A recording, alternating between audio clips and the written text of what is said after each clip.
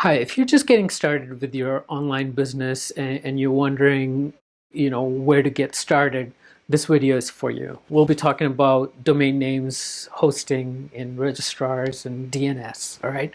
As you might have guessed, most businesses, when they get started, they get confused with the basic stuff that is necessary. What is a registrar? What is hosting? And, is my web designer going to manage it all for you? These are important considerations that you should know up front because you have to treat your domain name as real estate, online real estate. So when you're searching for, jazzymarketing.com, that actually has legal implication because .com is US jurisdiction. Like if I were to purchase jazzymarketing.in, that would mean India would have jurisdiction over that domain. So depending on where you are, what country you're in, you might want to keep your brand to your country. But in general, you do want to get .com because everybody knows .com. So from a marketing perspective, .com is the ideal one, but you just have to know that, that means you're giving jurisdiction to United States. So that's the first part. So domain name is important, finding your brand that is going to be available. That's going to be the difficult part right now because most of the names are taken and you just have to be creative. If you're looking for .com, or you might look for something, like .us or .in. So that's the first consideration.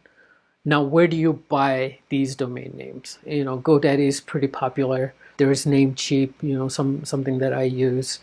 There are lots of other ones, like .me is also available, and finding it on one registrar, which is GoDaddy or Namecheap, the pricing is going to be a little bit different. So you might want to shop around a little bit there. So with the domain name taken care of, let's say you've decided that, the other two pieces that are necessary to have your website available to the public is to actually get a website designed, and then you actually have to have it on a machine that is going to be running 24/7 so that people can visit it. And that's called the hosting part. So when you're buying, let's say, your domain name on GoDaddy, you don't necessarily have to have the hosting with GoDaddy. You can host it with, a zillion companies that are available out there. So your web designer might be able to suggest to you where the best hosting might be based on your requirements and how you're building what you're building your website with. So those are the three main pieces of the puzzle to get your website up and running. First is your domain name.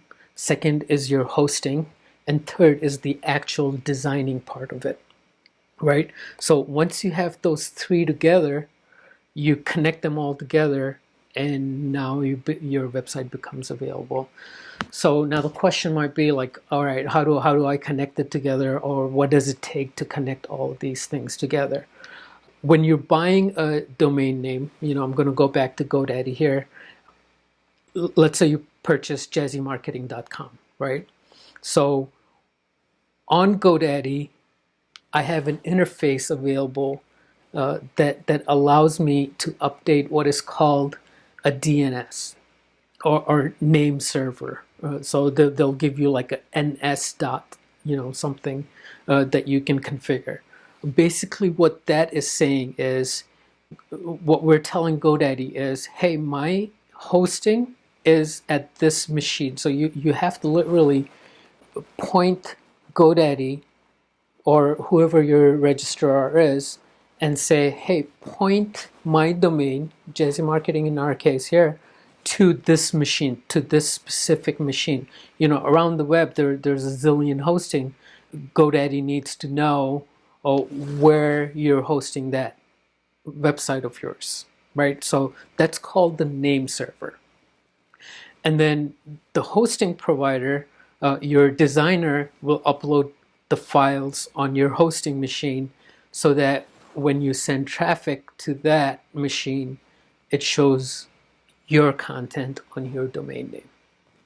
So now the last piece I want to talk about is the email, which is really important, because once you have your own domain name, your own brand, you want to make sure that your email is using that brand and not, like Jazzy Marketing at Gmail. You want to say allow them at, Jazzy Marketing, whatever that might be.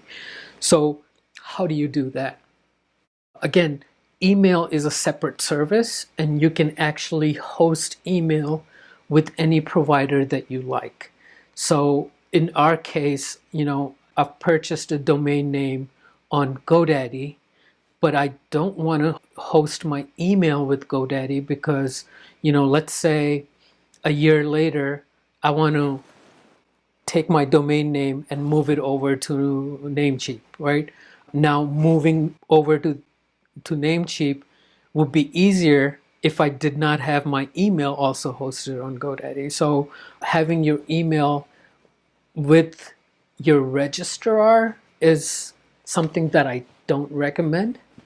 You're better off purchasing, Google email, which costs a little more money, whereas on here it might be, a couple of dollars, but on Google it's going to be $6.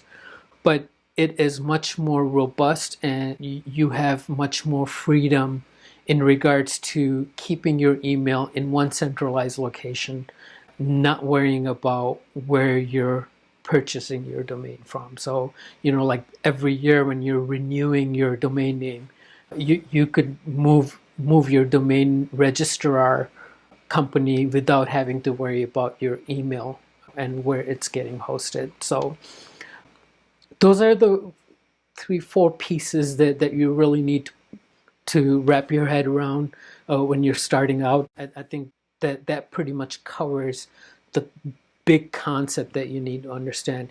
The registrar, your domain name, treat it like online property. You want to be the owner of that account, and you don't want your web designer or your cousin to be managing that, because people, if it's in their name, they own it, right? Basically, you want to own that property so that you have full control. So whoever controls the registrar, they can point to any hosting provider they want.